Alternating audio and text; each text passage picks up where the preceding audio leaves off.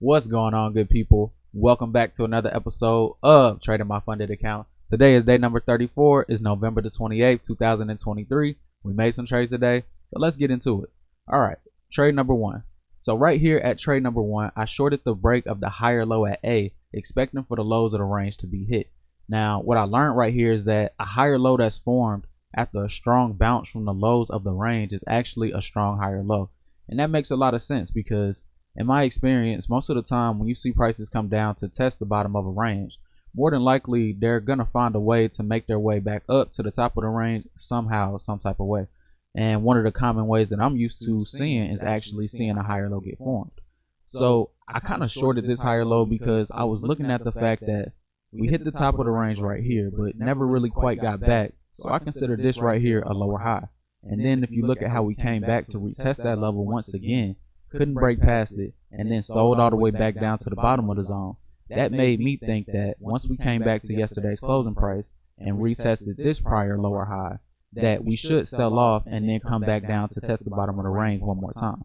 So that was my idea at the time. But what I learned is that we got to remember that anytime prices bounce off the bottom of the range, especially when they have high volume like they did right here, it just means that the market is telling you that it's more buyers than sellers at that time. So if I want to take my quick trade, that means that I have to trade in line with momentum. And since momentum is to the upside, which is what the higher low is telling us, in a situation like this, I should be long instead of trying to go against the higher low.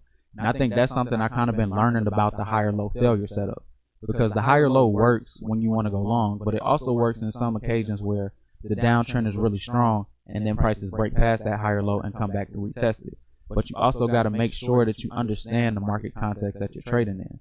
If we were in an overall downtrend and then we made this type of range like this, okay, it would be wise to go short against the higher low because more than likely the downtrend will continue. But in this scenario, there really wasn't a trend. So you got to go with whatever price action occurred most recently. And at the time, it was a bounce off the bottom of the range with a higher low, which means if anything, in this scenario, I go long. So that's really the biggest lesson I learned right there at trade number one. So then in between trade number one and trade number two, it was a lot that happened.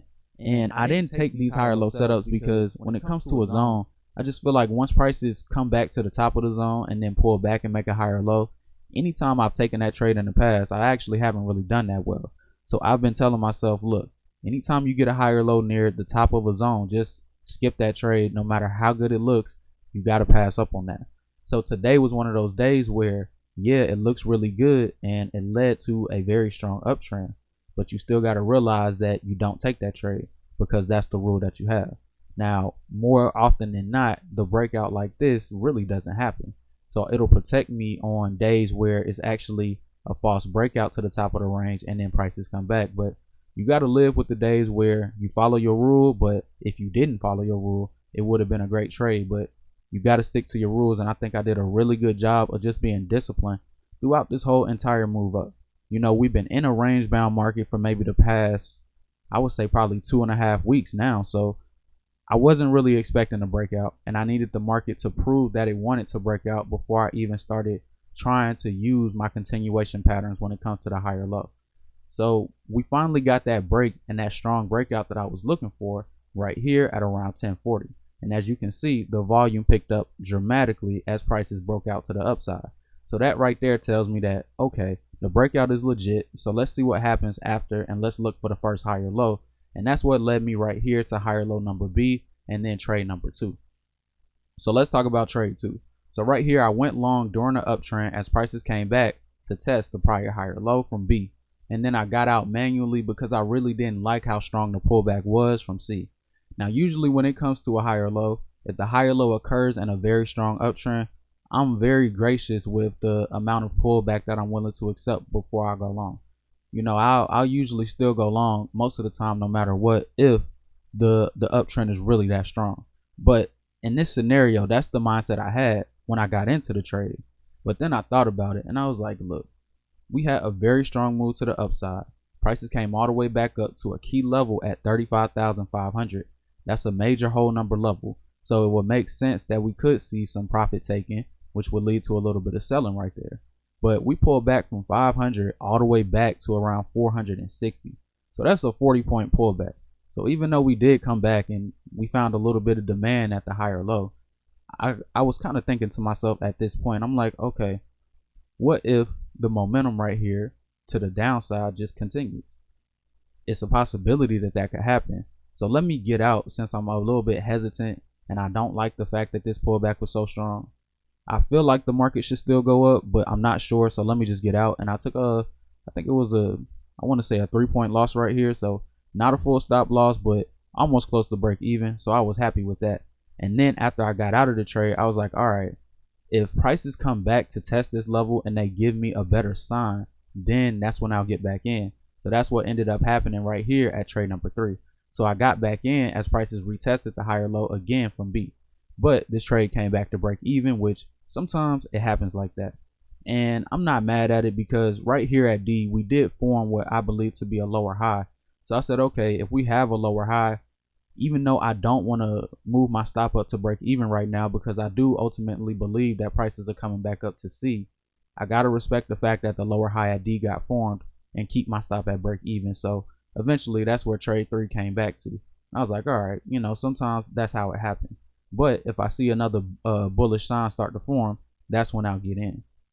Now this higher low at E was very interesting because at first glance, I didn't really understand and notice that it was a higher low until I took a little bit more of a detailed look at it. So let's take a look at these 3 candles right here at 1,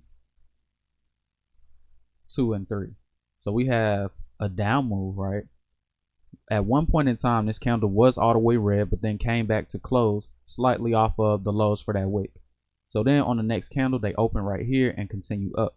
So if you think about it, that's a move that's going down and then all the way back up, but then they come all the way back down to close right here. And when this candle opens, it pushes down a little bit and then eventually pops back up and closes right here. So if you think about it, that's more of a boom, boom, boom, boom. So that's a higher low right there. It just doesn't look like it from first glance. And that's why it's always so important to pay attention to the details. Now, when I saw this higher low get formed and actually recognized it, it was about maybe 20 seconds too late and the movement was already going to the upside.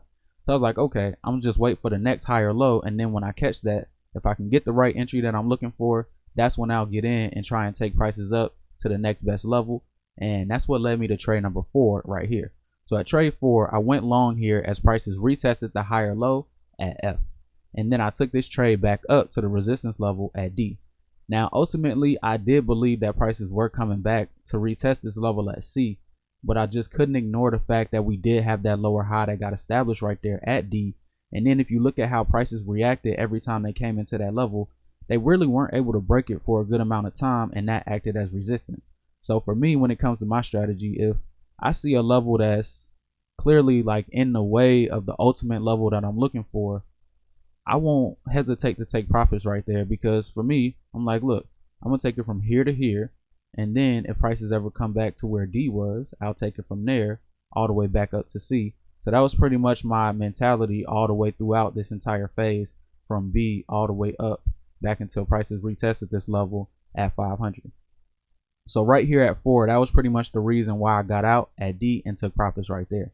So then after trade 4, we see prices come back, retest this level of support, but it really wasn't a higher low. So even though I understood what I was looking at, I was like, okay, that's a test of a major support level, so prices should come back up and finally retest it at C. But because I didn't see the higher low that I was looking for, I just had to skip that entry. But then prices come all the way back down and they form a new higher low at point G. So once point G gets formed, we eventually come back up, retest this level that established the new swing high for the day, and then we pulled all the way back down, and this is where I took trade number 5. So at trade 5, I just went long here as prices came back to retest the higher low at G, and then I exited once prices made it back up to the high all the way back up from level C.